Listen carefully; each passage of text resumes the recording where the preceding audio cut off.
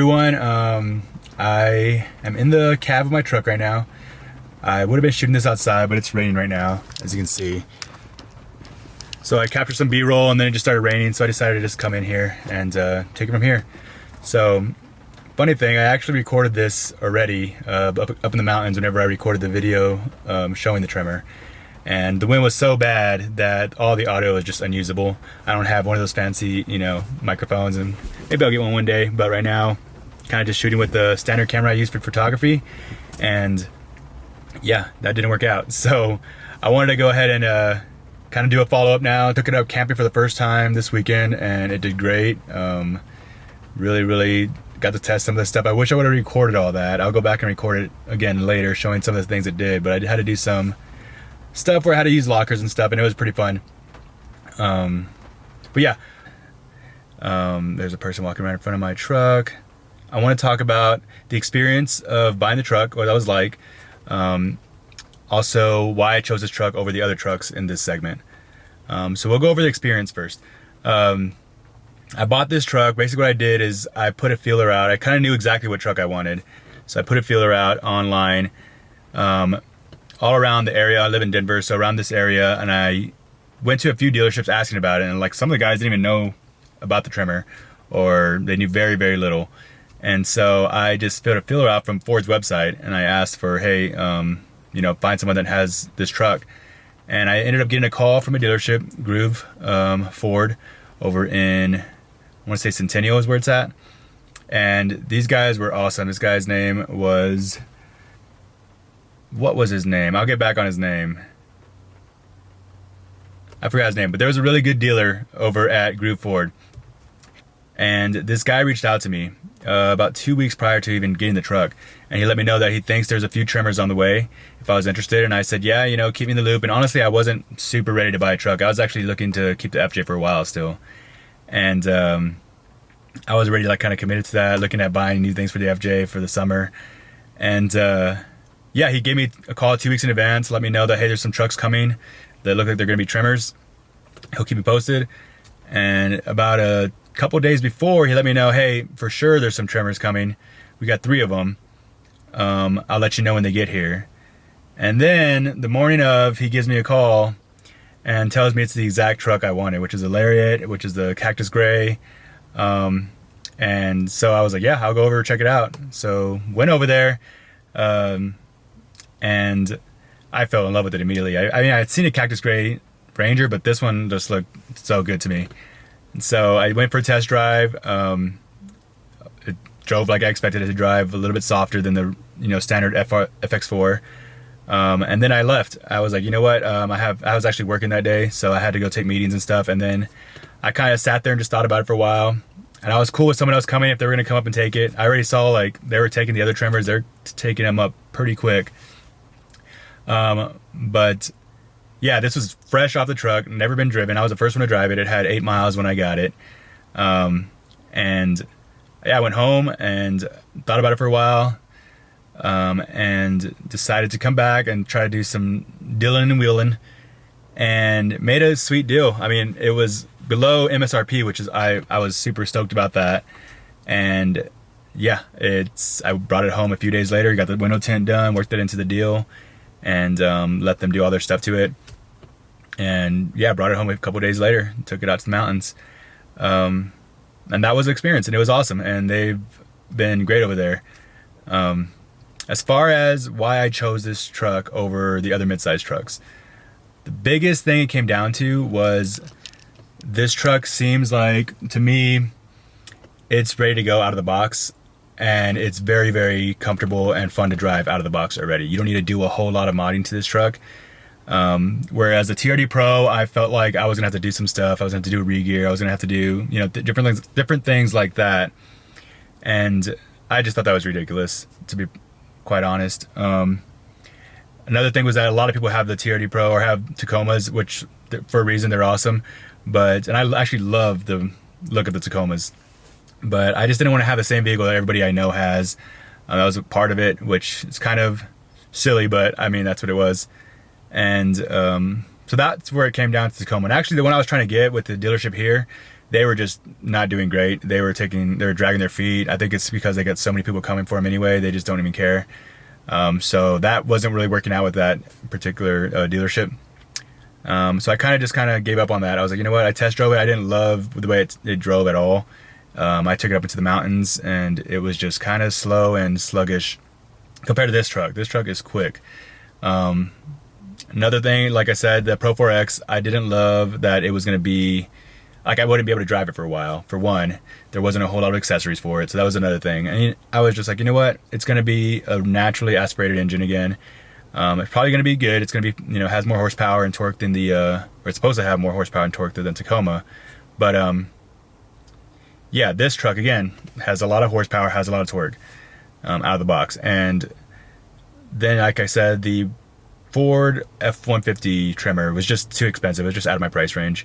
I wasn't looking to, especially when I want to do all the mods afterwards, it's just like, that was too much. I'm just not there yet. And I also don't need a full-size truck. I'll show a picture where I went camping this weekend, and it was perfect to have this size of a truck, because a full-size truck would not have fit where I was at.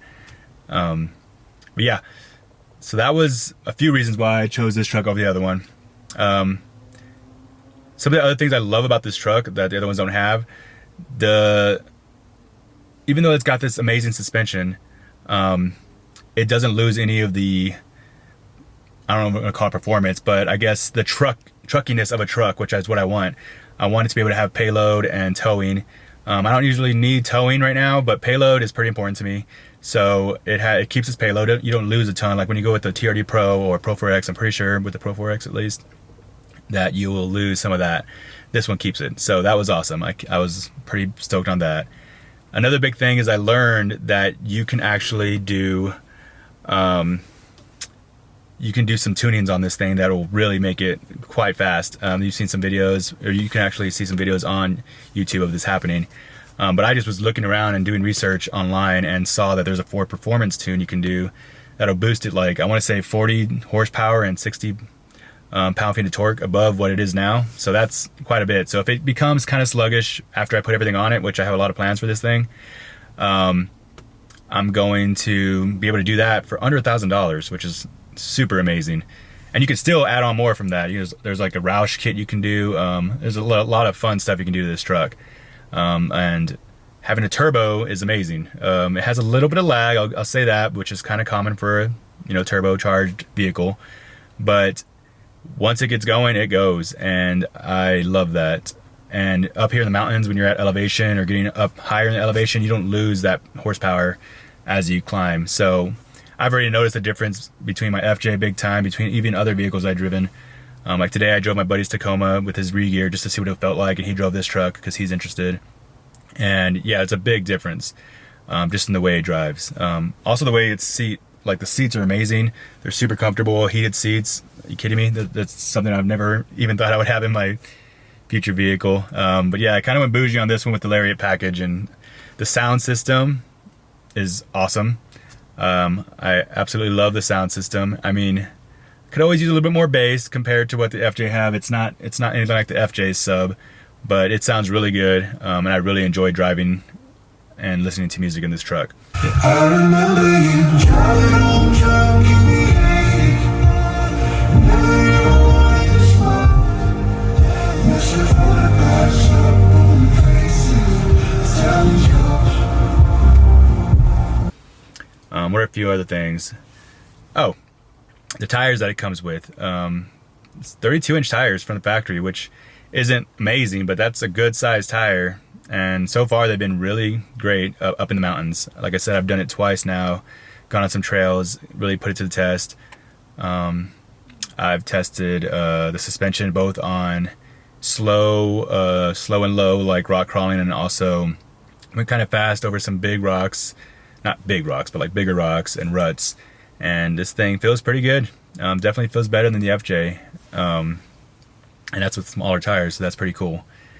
Oh, there's some things I want to talk about that I had to get over with this truck that I was like, oh, I don't know. So one was the 4-cylinder. And that's still something I want to tell people like back home, or people that I'm used to talking about truck stuff with that are like not super into, I don't know, the overland thing, or just like, I don't know if they even, look too much into it. But you say a truck, it's got to have a V8 or it's got to have a V6 at least if it's a midsize. And when I say 4-cylinder, you know, people are always like, oh man. But that was something I had to get over. It was really just getting over the sound. I had to get over the sound, and the sound's not great by any means. And I looked into what it would, you know, sound like if I did a performance tune and got a performance exhaust, and it would sound better, but it's not going to sound anything like, you know, a real, to me, like a real good sounding vehicle. And so to me, later on in life, you know, maybe hopefully a few years down the road, I'll get a vehicle with a V8 that's going to be like an old, cool, I don't know, Land Cruiser or something. But yeah, I had to get over the 4-cylinder, and I'm way over it. It's what you get in this truck, like the speed, you know, the performance versus, you know, the sound. Who cares about the sound? It's a 4-cylinder. Who cares? I'm over it, and I think it sounds fine. Also, a thing I don't like with this truck right now, I had to get over, was the no sliding back window. That sucks because I'm gonna have a camper on there and the dog's back there, and it's just nice to be able to open the window sometimes quickly and not have to reach over and do that. So that's something I had to get over. I might look into an aftermarket thing, but probably just gonna deal with it. I think it's fine. The no tailgate damper, I was like, what is that? I don't know why they didn't add a tailgate damper on this thing. I already actually added one on there as an aftermarket one by this company called DZ, I found.